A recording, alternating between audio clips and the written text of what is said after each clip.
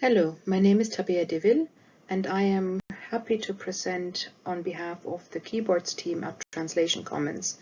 Our presentation is called Climbing the Digitization Mountain Together. The keyboards team at Translation Commons currently consists of 5 members with different roles and backgrounds. We have 3 main goals. 1. We want to develop keyboards for as many languages as possible. 2. We want to enable others to develop such keyboards. And 3, we want to enable others to train more keyboard developers. For this presentation, I will talk about first what language digitization is. Then I will give an overview of keyboard development, what it involves and what makes it challenging. And finally, I will talk about the Translation Commons Keyboards project. Keyboard development is part of the larger concept of language digitization. Language digitization involves a series of steps that need to be undertaken to enable a language to be present in the digital space. At the most fundamental level, this involves the encoding of the writing system in, for example, Unicode, so that it is actually possible to display all the characters that are part of a script for the language and to store them. At the next level, we would then have the development of keyboards. That is, as you know, the focus of our team, where you would then enable someone to actually utilize these characters through a keyboard. There are many other steps that follow after that, such as the definition of cultural conventions or the development of linguistic data. That might include the development of dictionaries or parallel aligned data in order to be able to use language technology. There are many organizations involved in this area for different aspects of it that include, for example, Translation Commons, but also research institutions and so on.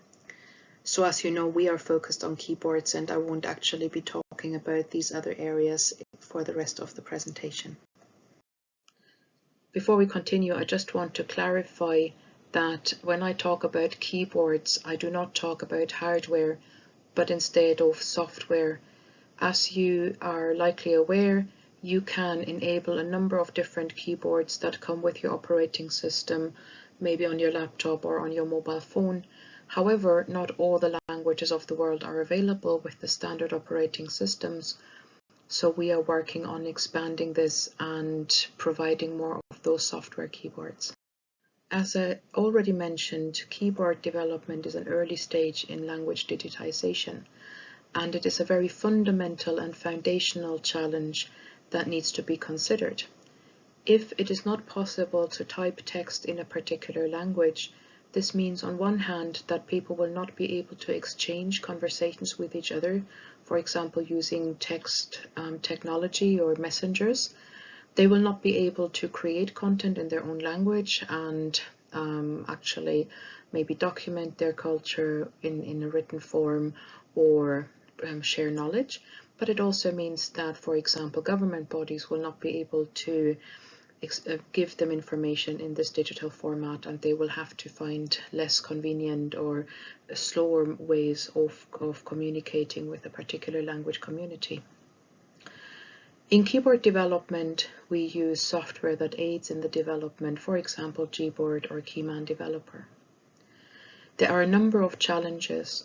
Some writing systems are very complex and pose challenges that are inherent in the way that characters get combined, or they might be right to left languages or languages that are written from top to bottom.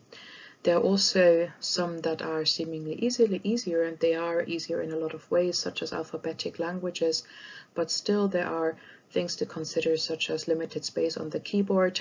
We only have a number of keys on any keyboard, and then we need to consider which are the most important keys that need to be taken by important characters, and that depends on things such as frequency and ergonomics, but also potentially conflicting key combinations. And then we need to consider whether there are language varieties in an area that might have different needs depending on the orthography, for example, for that particular variety. Here's an example of some design decisions I made myself recently when it came to designing for the Kisi language. And they were of course well intentioned, but maybe not as good as they could have been. So I learned that there are certain characters that are present in the English alphabet, Q, R, Z, X, J, that do not appear in the Kisi language.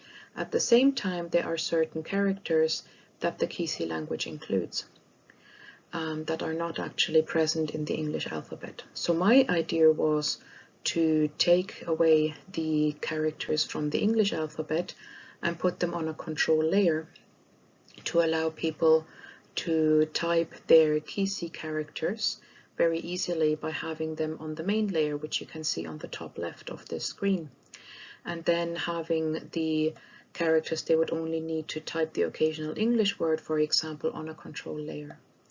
So this was a good idea in principle. However, what makes it not so great in terms of design decisions is that I forgot that this would mean that, for example, the cut function, so Control X, would not be available on a Kisi keyboard because Control X will yield just the X being typed, but it will not actually allow for text to be cut. So as you can see, there are many different potentially conflicting design decisions that come in when it comes to designing even a relatively straightforward alphabetic keyboard. At Translation Commons in the keyboards team, we develop keyboards based on request to receive, and it is an iterative process based on feedback. Usually we work directly with language activists or representatives of the language community. Below are a number of languages that we have completed or that are currently in progress.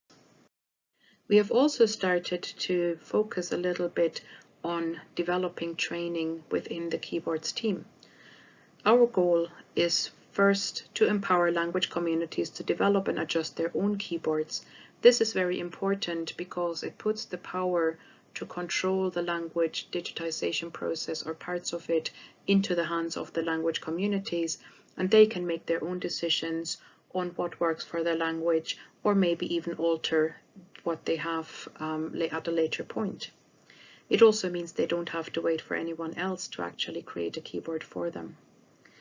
Our second goal is that we want to involve more keyboard developers so that we are able to develop more keyboards, and we want to train trainers who are able to train nearby or related communities so that they can also develop keyboards and teach them how to use the keyboards. So on the whole, our goal is to get more people involved so that eventually all the languages of the world might maybe have a keyboard of their own. Currently, we have a series of 6 videos which were recorded during internal training given by Craig Cornelius and Tex Texan. They are available on YouTube and you can watch them whenever you want to learn more about how to make a keyboard. We are also working on a training program that goes into more depth and has some hands-on exercises for future keyboard developers. Finally, we're working on a workshop with students at the University of Limerick. This will be a full-day workshop in October, and we're very much looking forward to seeing how the students will learn to make keyboards. If you have found this topic interesting, we would like to invite you to get involved with us. Maybe you have a keyboard that you would want to be developed, or you know of a language community who wants a keyboard developed. Maybe you also would like to learn how to start developing keyboards, or you would like to be a trainer that helps others to learn how to make keyboards. If you are interested, here is a URL that you can follow and an email address where you can reach us. Thank you very much for your attention. Goodbye.